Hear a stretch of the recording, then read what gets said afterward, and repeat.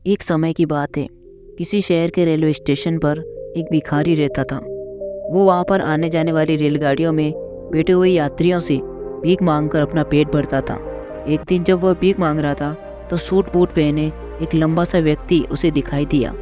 उसने सोचा कि यह व्यक्ति बहुत अमीर लगता है, इससे भीख मांगने पर यह मुझे ज़रूर अच्छे पैसे देगा। वह उस लंबे व्यक्ति से भीख मांगने लगा। भिखारी को देखकर उस लंबे व्यक्ति ने कहा कि तुम हमेशा मांगते ही हो क्या, कभी किसी को कुछ देते भी हो?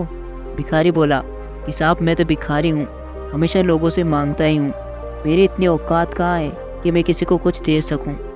लंबा व्यक्ति बोला कि जब किसी को कुछ दे नहीं सकते तो तुम्हें मांगने का भी कोई हक नहीं है। मैं एक व्यापारी हूँ और लेन देन में ही विश्वास करता हूँ। अगर तुम्हारे पास कुछ देने को हो तभी मैं तुम्हें बदले में कुछ दे सकता हूँ। तभी वह स्टेशन आ गया जहाँ पर उस लंबे व्यक्ति को उतरना था। वह ट्रेन से उतरा और चला गया। इधर भिखारी उसकी कही गई बात के बारे में सोचने लगा। उस लंबे व्यक्ति के द्वारा कही गई बात उस भिखारी के दिल में उतर गई। वह सोचने लगा कि शायद मुझे भीख में अधिक पैसा इसीलिए नहीं मिलता है क्योंकि मैं उसके बदले में किसी को कुछ नहीं दे पाता हूँ। लेकिन मैं तो भिखारी हूँ, किसी को कुछ देने के लायक भी नहीं हूँ। लेकिन कब तक मैं लोगों से बिना कुछ दिए केवल मांगता ही रहूँगा। बहुत सोचने के बाद उस भिखारी ने निर्णय किया कि जो भी व्यक्ति उसे भीख देगा तो उसके बदले में वह भी उस व्यक्ति को कुछ ना कुछ जरूर देगा। लेकिन उसके दिमाग में यह प्रश्न चल रहा था कि वह खुद भिखारी है तो भीख के बदले में वह दूसरों को क्या दे सकता है। इस बात को सोचते हुए 2 दिन हो गए, लेकिन उसे अपने प्रश्न का कोई भी उत्तर नहीं मिला था। तीसरे दिन जब वह स्टेशन के पास बैठा हुआ था तभी उसकी नज़र फूलों पर पड़ी जो कि स्टेशन के आसपास के पौधों पर खिल रहे थे। उसने सोचा कि क्यों ना मैं लोगों को भीख के बदले कुछ फूल दिया करूं। उसका अपना यह विचार अच्छा लगा और उसने वहां से कुछ फूल तोड़ लिए। अब वह ट्रेन में भीख मांगने पहुंचा। अब जब भी कोई उसे भीख देता तो उसके बदले में वह भीख देने वाले को कुछ फूल दे देता। उन फूलों को लोग खुश होकर अपने पास रख लेते थे। अब भिखारी रोज फूल तोड़ता और भीख के बदले में उन फूलों को लोगों में बांट देता था। कुछ ही दिनों में उसने महसूस किया कि अब उसे बहुत अधिक लोग भीख देने लगे हैं। वह स्टेशन के पास के सभी फूलों को तोड़ लाता था। जब तक उसके पास फूल रहते थे तब तक उसे बहुत से लोग भीख देते थे, लेकिन जब फूल बांटते बांटते खत्म हो जाते तो उसे भीख भी नहीं मिलती थी। अब रोज ऐसा ही चलता रहा। एक दिन जब वह भीख मांग रहा था तो उसने देखा कि वही लंबा व्यक्ति ट्रेन में बैठा है जिसकी वजह से उसे भीख देने के बदले फूल देने की प्रेरणा मिली थी। वह तुरंत उस व्यक्ति के पास पहुंच गया और भीख मांगते हुए बोला कि आज मेरे पास आपको देने के लिए कुछ फूल हैं, आप मुझे भीख दीजिए तो बदले में मैं आपको कुछ फूल दूंगा। उस लंबे व्यक्ति ने उसे भीख के रूप में कुछ पैसे दे दिए और भिखारी ने कुछ फूल उसे दे दिए। उस लंबे व्यक्ति को यह बात बहुत पसंद आई। वह बोला कि वाह क्या बात है, आज तुम भी मेरी तरह एक व्यापारी बन गए हो। इतना कहकर फूल लेकर वह लंबा व्यक्ति स्टेशन पर उतर गया। लेकिन उस लंबे व्यक्ति द्वारा कही गई बात एक बार फिर से उस भिखारी के दिल में उतर गई। वो बार बार उस लंबे व्यक्ति के द्वारा कही गई लाइन के बारे में सोचने लगा और बहुत खुश होने लगा। उसकी आंखें अब चमकने लगी थी।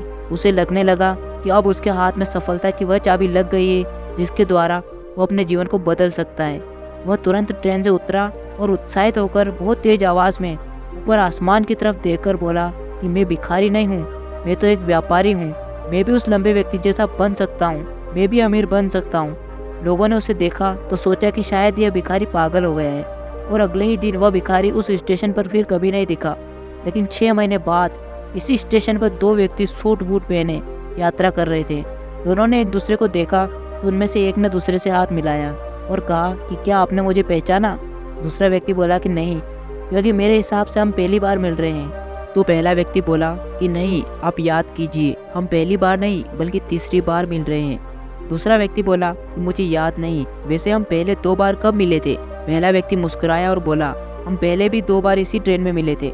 मैं वही भिखारी हूँ जिसको आपने पहली मुलाकात में बताया मुझे जीवन में क्या करना चाहिए और दूसरी मुलाकात में बताया कि मैं वास्तव में कौन हूँ। दूसरा व्यक्ति मुस्कुराया और अचंभित होते हुए बोला कि ओह याद आया, तुम वही भिखारी हो जिसे मैंने एक बार भीख देने से मना कर दिया था और दूसरी बार मैंने तुमसे कुछ फूल खरीदे थे। लेकिन आज तुम ये सूट बूट में कहाँ जा रहे हो और आजकल क्या कर रहे हो? तब पहला व्यक्ति बोला कि हाँ मैं वही भिखारी हूँ, लेकिन आज मैं फूलों का एक बहुत बड़ा व्यापारी हूँ और इसी व्यापार के काम से ही दूसरे शहर जा रहा हूँ। कुछ देर रुकने के बाद वो बोला कि आपने मुझे पहली मुलाकात में प्रकृति का वह नियम बताया जिसके अनुसार हमें तभी कुछ मिलता है जब हम कुछ देते हैं। लेन देन का यह नियम वास्तव में काम करता है। मैंने यह बहुत अच्छी तरह से महसूस किया, लेकिन मैं खुद को हमेशा भिखारी ही समझता रहा। इससे ऊपर उठकर मैंने कभी सोचा ही नहीं, और जब आपसे मेरी मुलाकात हुई तब आपने मुझे बताया कि मैं एक व्यापारी बन चुका हूँ। मैंने समझ लिया था कि लोग मुझे इतनी भीख क्यों दे रहे हैं, क्योंकि वह मुझे भीख नहीं दे रहे थे, बल्कि उन फूलों का मूल्य चुका रहे थे। सभी लोग मेरे फूल खरीद रहे थे, क्योंकि इससे सस्ते फूल उन्हें कहाँ मिलते। मैं लोगों की नज़रों में एक छोटा व्यापारी था, लेकिन मैं अपनी नज़रों में एक भिखारी ही था। आपके बताने पर मुझे समझ आ गया कि मैं एक छोटा व्यापारी हूँ। मैंने ट्रेन में फूल बांटने से जो पैसे इकट्ठे किए थे, उनसे बहुत से फूल खरीदे और फूलों का व्यापारी बन गया। यहाँ के लोगों को फूल बहुत पसंद है, और उनकी इसी पसंद ने मुझे आज फूलों का एक बहुत बड़ा व्यापारी बना दिया। दोनों व्यापारी अब खुश थे और स्टेशन आने पर साथ उतरे और अपने अपने व्यापार की बात करते हुए आगे बढ़ गए। तो दोस्तों, इस कहानी से हमें बहुत कुछ सीखने को मिलता है। कहानी में जो लंबा व्यापारी था, वो गिव एंड टेक के रूल को बहुत अच्छी तरह से जानता था। दुनिया के सभी बड़े व्यापारी इस लाइफ रूल का यूज़ करके बड़े व्यापारी बन पाए हैं। इस फॉर्मूले को उसने भिखारी को भी बताया। भिखारी ने इस नेचुरल रूल को अपना लिया और इसका असर उसके जीवन में साफ दिखाई देने लगा। वह जान चुका था कि उसे क्या करना चाहिए, लेकिन अपनी छोटी सोच के कारण वो खुद को भिखारी ही मानता रहा। वो खुद को पहचान नहीं पाया, वो अपने आत्मसम्मान को नहीं जगा पाया, जिसकी वजह से वो अपनी थिंकिंग भी नहीं बदल पाया। यदि आप अपनी सोच बदल लें तो उससे कुछ भी हासिल किया जा सकता है। यदि हम खुद को छोटा समझते रहेंगे तो हमेशा छोटे ही बने रहेंगे। बड़ा बनने के लिए हमें अपने विचारों को बदलना होगा, हमें खुद के बारे में बड़ा सोचना होगा, तभी हम बड़े बन पाएंगे।